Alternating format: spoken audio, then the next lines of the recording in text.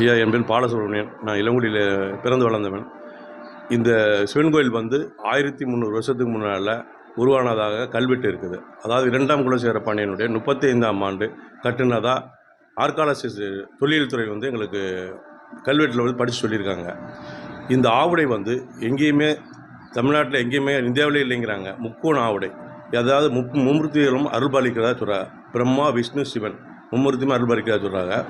எல்லா இடத்துலையுமே பெரும்பகுதி 90% சிவனுடைய ஆவுடை வந்து ஒரு ரவுண்டு வடிவத்தில் இருக்கும். ஆனால் இங்கே மட்டும் முக்கோண வடிவத்தில் இருக்கும். இதனுடைய கழிவுப் பொருள்கள் வந்து போகிறதுக்கு எல்லா பக்கமுமே ஒரு கை மாதிரி கொடுத்துருப்பாங்க.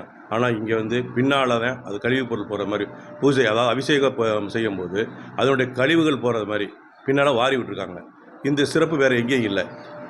அதாவது இந்த நந்தி வந்து எப்போ இது பண்ணாங்கன்னு தெரியல, எப்போ சிதலமாச்சுன்னே எங்களுக்கு தெரியாது. எங்கள் அம்மா எங்கள் ஐயா காலகட்டத்தில் இருந்து இதில் வந்து ஒரு திரவம் சுரக்குது வாய்ப்பகுதியில் இருந்து, வேறு எங்கேயுமே அது சுரக்கலை. இது எவ்வளோக்கு எவ்வளோ சுரக்குதோ அவ்வளோக்கு இந்த வருஷம் அந்த எங்கள் இந்த ஊர்களில் மழை அதிகமாக சுவிச்சமாக பெய்யும். இதைத்தான் நாங்கள் வானிலை ஆராய்ச்சியாக பார்த்துக்கிட்டு இருக்கோம். எங்கள் அம்மா காலத்துலேருந்து நாங்கள் வந்து பார்க்குறது இந்த சிவன் நந்தினுடைய திரவம் எப்படி வடிஞ்சிருக்குது. அது இந்த வருஷம் நல்லா வடிஞ்சிருந்துச்சுன்னா அயோத்தியா மழை பெய்யும், கம்மா மறுகா போகும். அதாவது அரையும் குறையுமா அடிச்சிருந்துச்சுன்னா அந்த வருஷம் எங்களுக்கு எனக்கு தெரிஞ்சுட்டு 4 பஞ்சம் ஏற்பட்டிருக்கு.